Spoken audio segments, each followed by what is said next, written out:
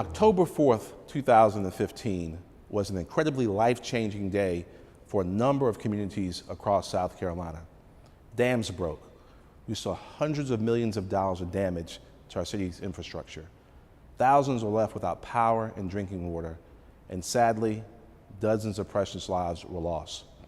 What many were expecting to be a 100-year event quickly became a 1,000-year event.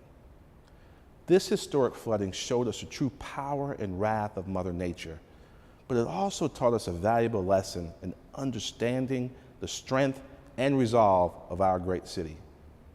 It taught us how government, law enforcement, fire and rescue personnel, various city departments, and citizens could unite as one and bring our city through this devastation.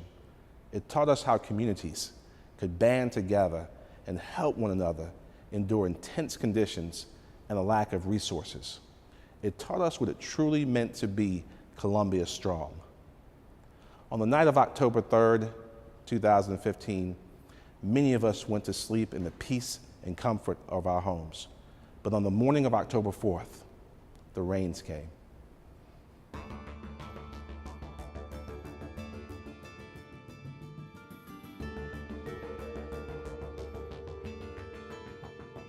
It was really a strong setup with the hurricane moving in and that low pressure with all that moisture moving in our direction. And then we had high pressure up in Canada, not to get too nerdy, but the two combining, it just made a perfect setup for a lot of rainfall coming into South Carolina. And we knew that several days in advance that we were about to experience a heavy rainfall event. I had never seen this type of consistency in run-to-run models in my life. But it became increasingly clear that the hurricane was going to strengthen. The low was not going anywhere to our west, and it was just run and computer run after computer run after computer run was putting a bullseye out of the Atlantic and right across the low country and into the Midlands, with the highest rain totals right here in the Midlands. The weather forecast for the full week there before the storm was talking about historic portions of rain, but none of us, I don't believe, understood exactly what the weatherman was talking about.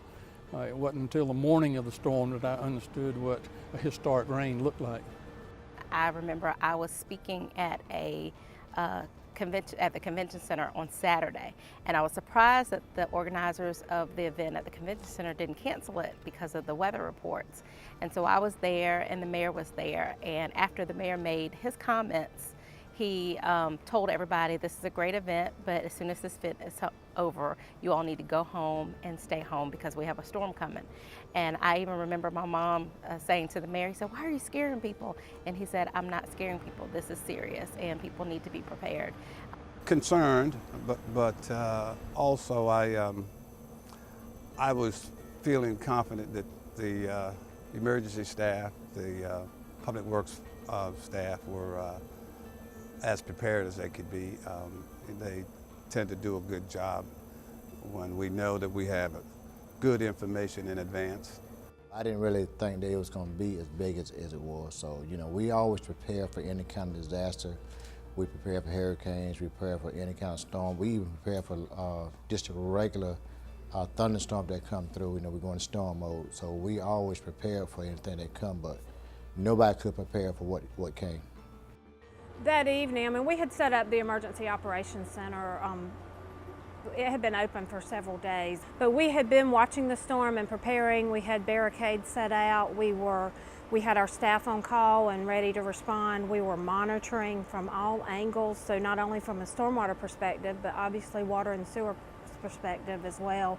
And just staff talking about scenarios and working with DHEC and talking to all of our different partner agencies to be ready to respond if in fact the worst happened, and unfortunately it did. It's hard to convince people sometimes that we're being serious about these events, but when you have several days of everybody collectively saying this is going to be historic, we are going to see massive amounts of rainfall in a very short amount of time, you need to listen. I think people started to open up their ears and understand that this is not a joking matter, this is going to be serious. 911, what's your emergency? Hey, there's people, I know y'all are inundated, but there's on Hardscrabble Road where it meets with Lake Elizabeth, There's a bunch of people stuck in houses and cars floating around down there. 911, what is your emergency? Water is about to start coming in my house. There's water coming inside 911, what's your your emergency? My husband is stuck on Beltline Boulevard in front of the Piggly Wiggly. Water is down next to the car. Man, the car about to go in the water. I mean, it's already in the water. It's almost to the top. 911, what's your emergency? Well, I called earlier, but my mother is out, and she cannot get out. I mean, the water is rising, and if she don't get out now, she won't be able to get out. I don't think any of us quite anticipated what was ahead of us. This floor was like a beehive. The activity, the energy, and everybody. Nobody was sitting in their chairs answering the phone. Everybody was on their feet. It was very raw. It was very emotional. And our team was just really working just as hard as they could.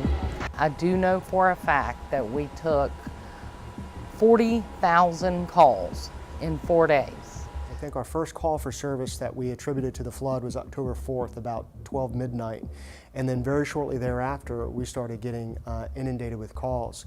At the peak of the flood, about 3 a.m., we had over 700 calls for service come in. By that time, and with that 1,000 calls over a 24-hour period, you could see it just inundated the 911 system.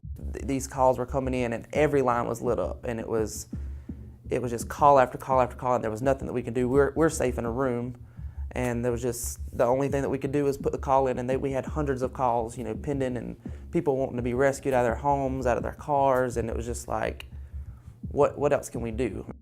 It was very tense.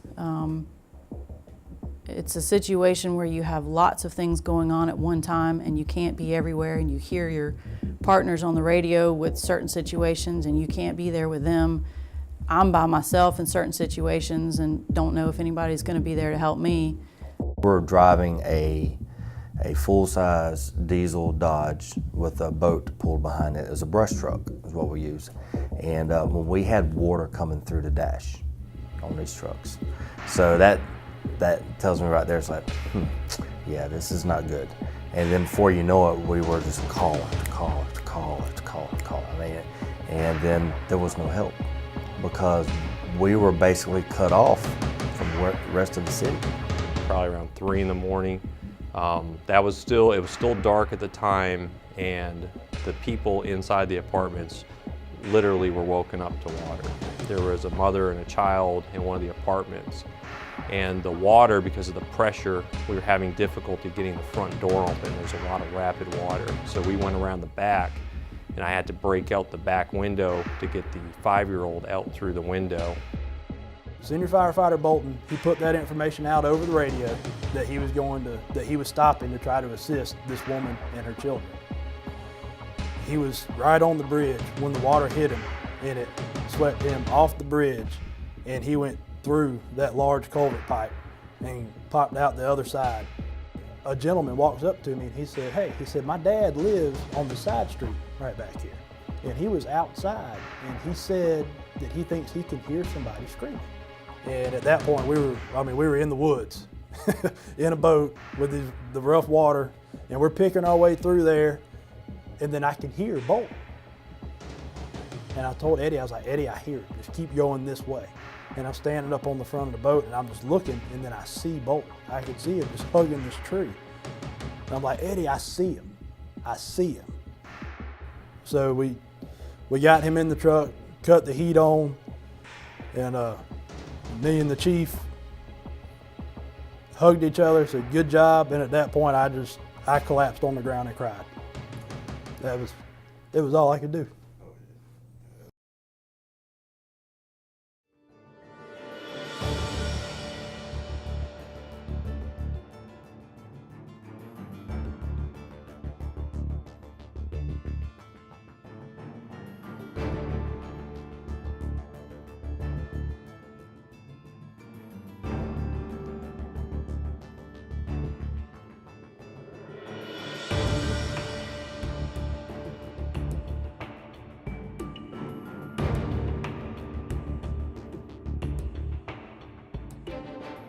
my phone went off at 4:30 in the morning, and I said, oh boy, here it comes.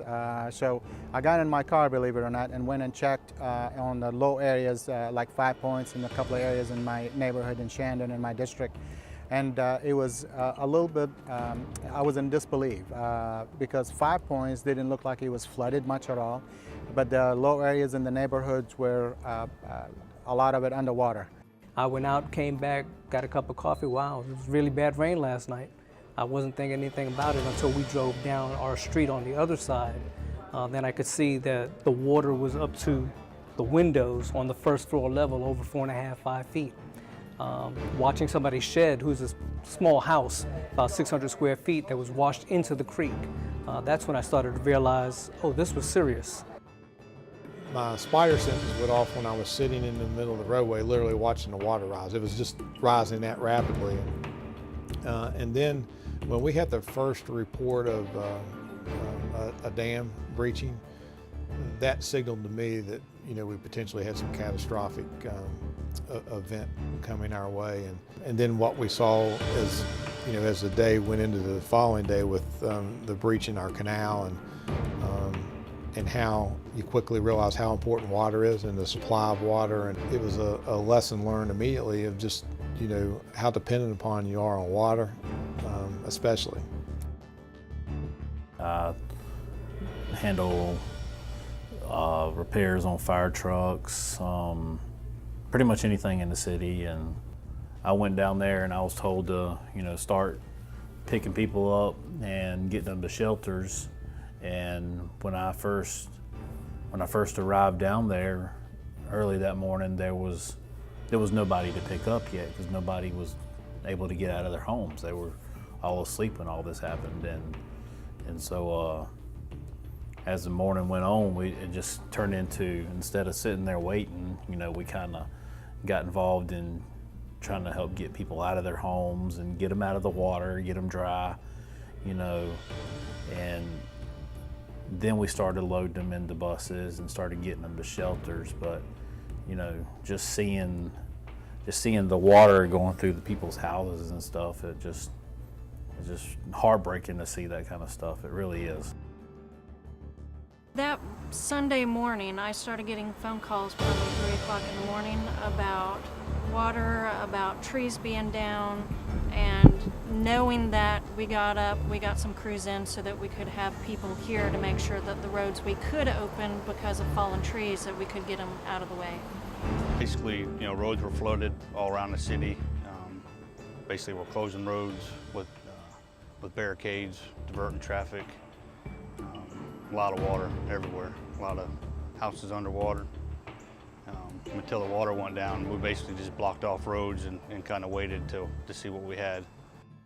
The water was much lower prior to the storm and much greener in terms of the grassy area.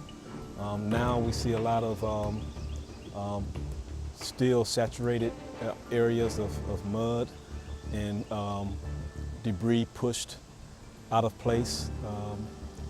But you know, we're slowly recovering.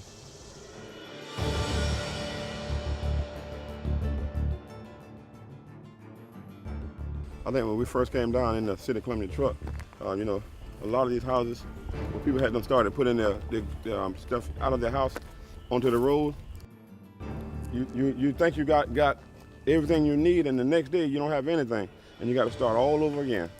You know, that's a hurtful thing. As a matter of fact, and we came down here just now, we was talking about how a lot of the houses, they still hadn't even put back up yet.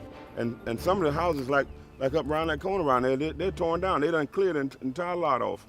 And so now they got to rebuild again.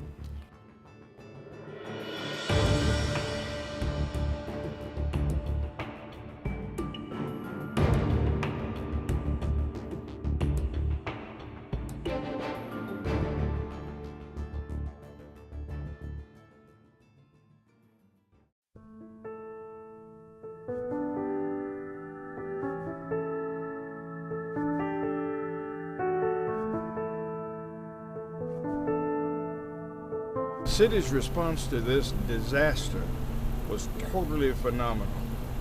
There were persons on the watch who was able to assimilate and disseminate information to the public.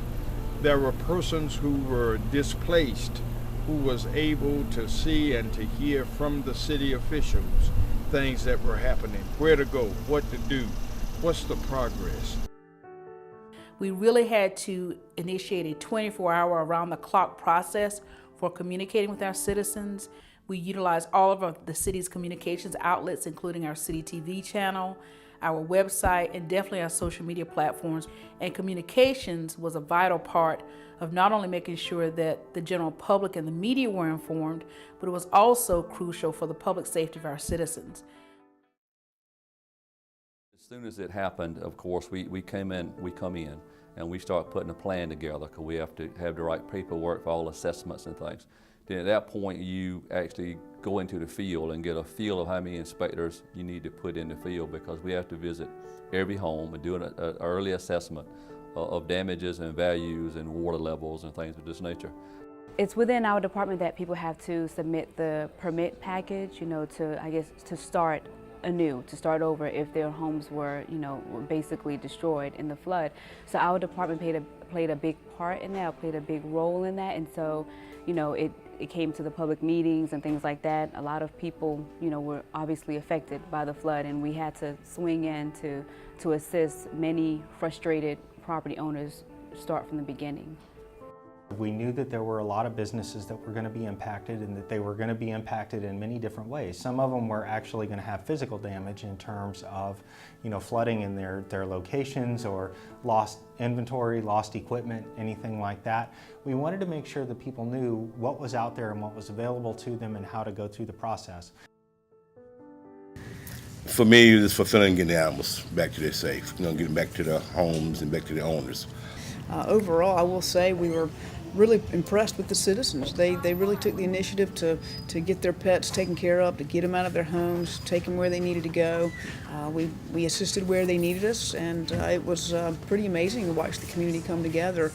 So far, we feel like we've done pretty good. We have received good communication with both FEMA and the state with regards to getting our work obligated. And again, that's mostly related to city infrastructure, which of course is what a majority of which is our water and sewer system. Of course, we have some other damaged assets as well. And those are assets that our public and our communities rely on a daily basis to be able to perform, live. Water, wastewater, so those things are essential.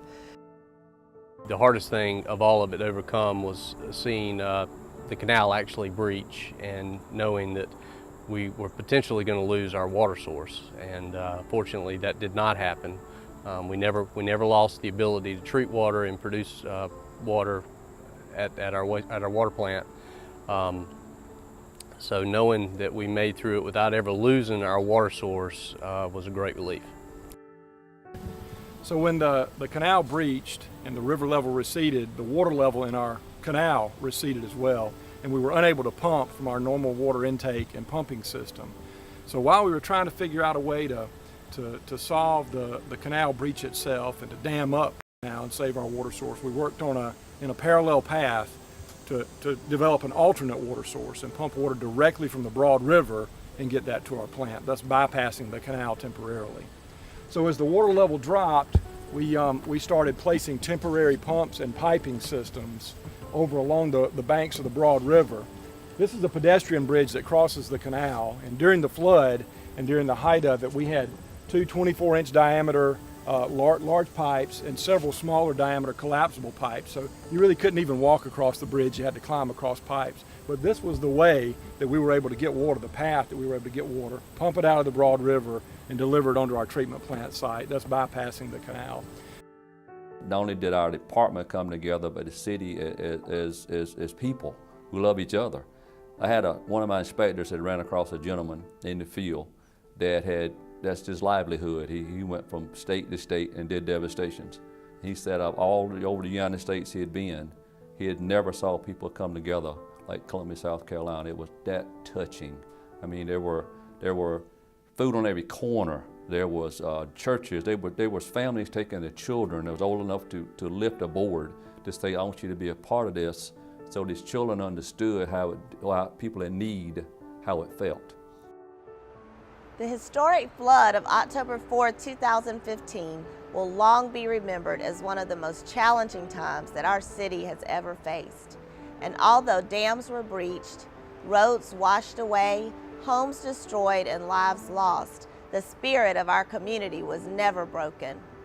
Law enforcement, fire and rescue personnel, various city departments, and citizens stepped up to the challenge to ensure that we not only survived this catastrophic flood, but that we came back even stronger.